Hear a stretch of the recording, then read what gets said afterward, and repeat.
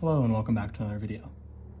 In this problem, we're told a startup company opened with 8 employees, and the company's growth plan assumes that 2 new employees will be hired each quarter every 3 months for the first 5 years.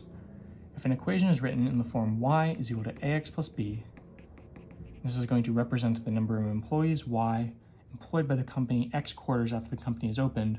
What is the value of b? So we can note that this is in slope-intercept form, right? And therefore b is the y-intercept of that equation. How do we know this?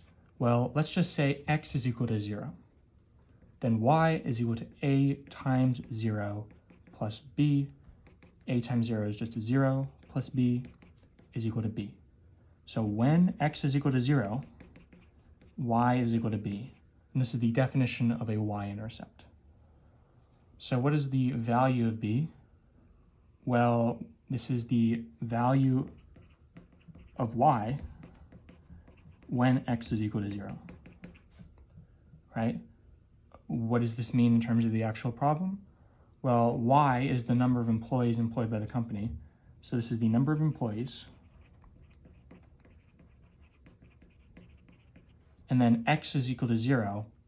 This is the number of employees x quarters, so 0 quarters after the company is opened, right? 0 quarters after the company is opened, that means as it's opening, right? So the number of employees as the company opens. And what is this number?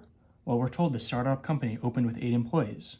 So 0 quarters after they've started, right at the beginning, they have 8 employees. Therefore, B, right, going all the way back here, which represents the number of employees as the company opens, B is equal to 8, and 8 is going to be your final answer. As always, thank you for liking and subscribing, and I'll see you in the next video.